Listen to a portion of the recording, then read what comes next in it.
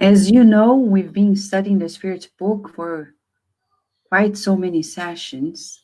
And today we're going to study this one question, 908. If you go to the Spirit's book and get to know that you can get the hard copies, there are PDFs online, and there's so many different versions. Here we have the Spirit's book in this section about the passions. Last time, we were here learning that passion is the result of excess. Now, Kardec asks, how may we define the limit at which passion ceases to be good or bad?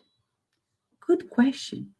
Because right now, we have our children learning in another channel at Kardec Radio's YouTube and the Spirit Side of Virginia the lesson on moderation as one of the 13 virtues by Benjamin Franklin.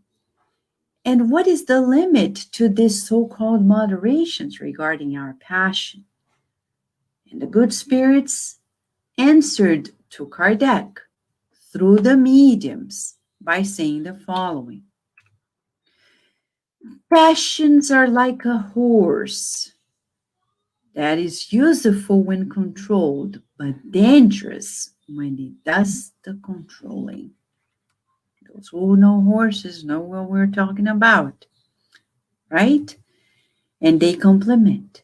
You can recognize when a passion becomes harmful at the moment in which you cease to govern it, and when it results in any injury to yourself or others. Let's talk about food.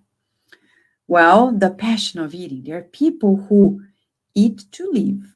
There are people who live to eat. They wake up thinking about the menu, and not because they are chefs, but because all they think is about the passion of eating. Yes, we may enjoy because, the pleasure of eating is God sent. Yes, we didn't invent it. But when we excessively indulge, then passion for anything. And then some people may argue, what about when you're passionate about doing the good? Well, it's a different story. We're talking about things that may do us harm. When we're truly charitable, we don't harm ourselves. And again, some people may ask, what about when we do so much good that we may extenuate our strength, our forces, and our vitality? Is there a limit to that? That's a question that you're going to find also in the Gospel according to Spiritism. And the answer of the Spirits is this: when you sacrifice your life to the benefit of all, that is great in the eyes of God. It's never a mistake, even if we die helping others. But when we're talking about passions here, we're talking about things that may injure us or do us harm because we are abusing the limits of nature. So, Kardec made a comment to this question. We're not going to read everything, but at the very end, he goes back to the very analogy that the spirits gave herein. It's about the horse. So when you think of passion, think of a horse. A horse, beautiful, if it's tamed and controlled.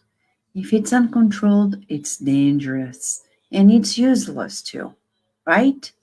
So he says, every passion that brings us nearer to the animal nature takes us farther from the spiritual nature.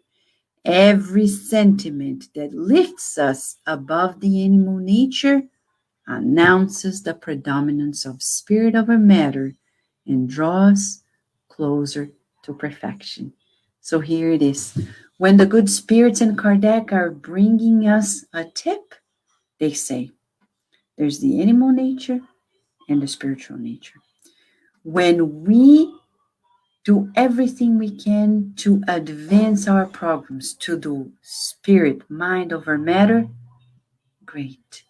So the passion that scientists have to discover things, to spend hours on end during the night, researching, reading, investigating, that draw us closer to perfection. But when we spend the same nights doing sex, drinking, and just chatting with friends endlessly without any productivity to the general good, that brings us closer to the animal nature.